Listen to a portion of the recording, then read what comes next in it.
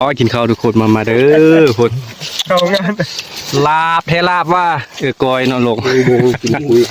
คนป้ากินหลายคนยังแซ่บมาเข้ามา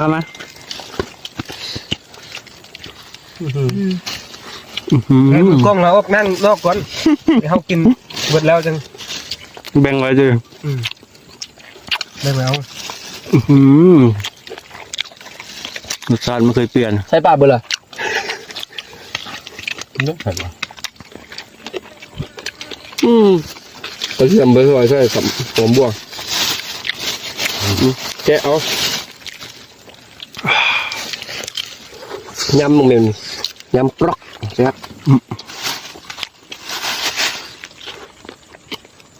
มิดจัดมีแนวติดมากมันมีวิตป้ากันเลยเบาได้เหรอเราบุกินดิบอ่ะบุกินดิบอ่ะเดี๋ยวบุกินดิบฉันต้องจะได้กินดิบปิ้งหน่อยเอาไปกินดิบอ่ะเอาไปคั่วแม่เนี่ยบุกินดิบแบบโบ้บุกินบุกิน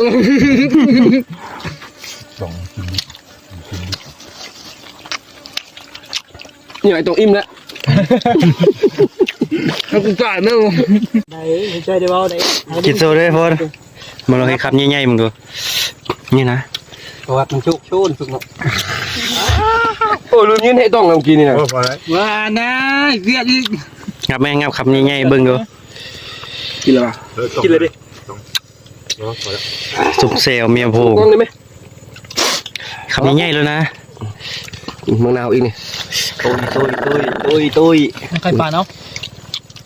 ปลาโทนยนไข่ปลาโอ้โหลูกโดดปลาโทเขาเรียกว่า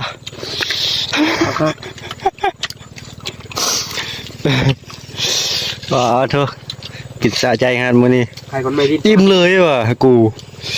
ทนบุญมีไปห้องแบบไปนะเดี๋ยวกูจะไปบักน้อยมันจะกินน้ำนะบุญมีนี่มันเม็ดเอาเองแหละไปเปิดแล้วว่ะดึกมานี่เขากินอย่างก่อนดึกมามันต้มมีป่ะไปห้องบักตุก